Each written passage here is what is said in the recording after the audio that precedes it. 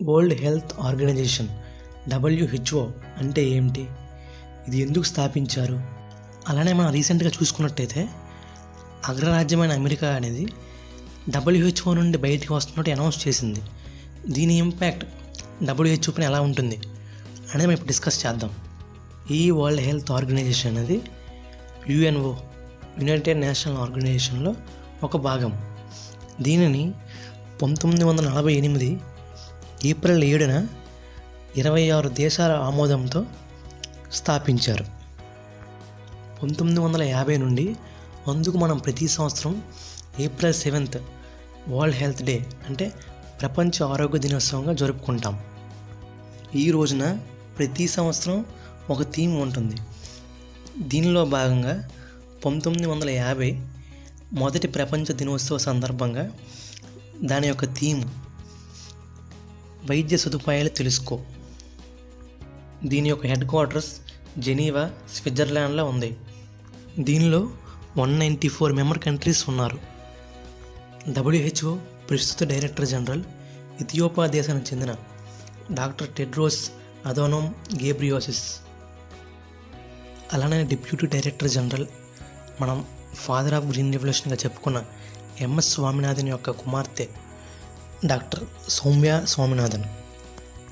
ఇందులో 7,000 staff at 150 branches across globe పనిచేస్తూ ఉంటారు. WHO అనేది ప్రతి సంవత్సరం world health report, world health survey, world health డేని కండక్ట్ చేస్తుంది. WHO అనేది ప్రజలు వివిధ రోగాల బారిన పడకుండా జాగ్రత్తలు తీసుకోవడంలో కానీ, వాతావరణంలో వచ్చిన మార్పుల ద్వారా ప్రజల రోగాల బారిన పడకుండా అప్రమత్తం చేస్తుంది.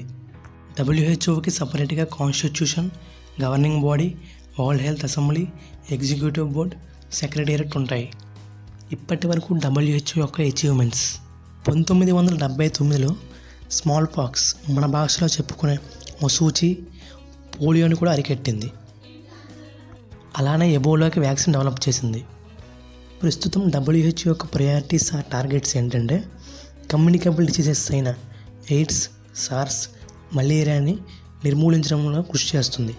అలానే road accidents, global obesity, diabetes, infant mortality రేట్ని అరికట్టడంలో కృషి చేస్తుంది. How WHO gets funding? WHOకి ఫండ్స్ ఎలా వస్తాయి? ఫండింగ్ అనేది 2 types: assessed contribution, voluntary contribution. రీసెంట్గా వరల్డ్ హెల్త్ ఫండింగ్ రిపోర్ట్ యొక్క ఫ్యాక్ట్ చూసుకున్నట్టయితే by the end of the 2019 USA was the largest funding country in the world at around more than $800 million. రీసెంట్గా మనం చూసుకున్నట్టయితే WHO అనేది చైనాతో కలిసి ఈ పాండమిక్ అయిన COVID-19 నుండి ప్రజల్ని అప్రమత్తం చేయడంలో WHO అనేది విఫలమైందని USA ఆరోపిస్తుంది. అలానే ఇన్వెస్టిగేట్ చేస్తుంది. ఇది ఎలా ఉండగా ఇలాంటి క్లిష్ట పరిస్థితుల్లో WHOకు USA ఫండింగ్ ఆపేస్తూ అలానే బయటికి వస్తున్నట్టు అనౌన్స్ చేసింది. బట్ కంక్లూజన్కి వస్తే cutting funding is not an answer to an organization that is serving the entire planet. మీకు కనుక నా యొక్క ఎక్స్ప్లెనేషన్ నచ్చినట్లయితే లైక్ చేయండి, సబ్స్క్రైబ్ చేయండి. Thank you. జై హింద్.